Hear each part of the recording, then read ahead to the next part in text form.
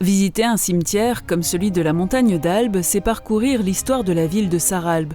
Autour de la chapelle de la montagne, les tombes du cimetière s'étagent sur les flancs de la butte. Toutes les grandes familles qui ont fait l'histoire de Sarralbe sont ici.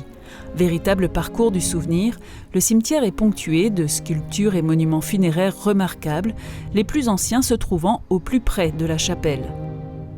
On retrouve aussi des calvaires faisant partie d'un itinéraire de découverte.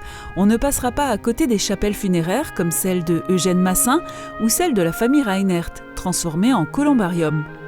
Juste à côté, voici l'une des 2 statues de Saint Jean Népomucène, qui se trouvait à l'origine sur le pont qui enjambait la Sarre à l'entrée de Sarralbe. L'autre se retrouve aujourd'hui à l'entrée de la vieille ville.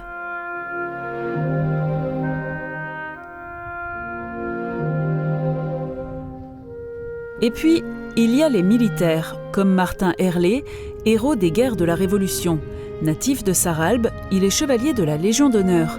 Un panneau permet d'en savoir plus sur ses faits d'armes. En 2017, la tombe a été restaurée et est régulièrement entretenue par l'Association du souvenir français. Une tombe de soldats russes prisonniers de guerre assassinés par les nazis invite au souvenir. Enfin, un petit bout de Grande-Bretagne à Sarralbe. Le terrain de ce cimetière a été concédé gratuitement par la nation française comme lieu de sépulture perpétuelle des héros des armées alliées tombés pendant la Grande Guerre de 14-18. 89 aviateurs anglais sont enterrés ici. 2 d'entre eux n'ont pas été identifiés. Le cimetière de la montagne d'Albe, un véritable livre d'histoire à ciel ouvert.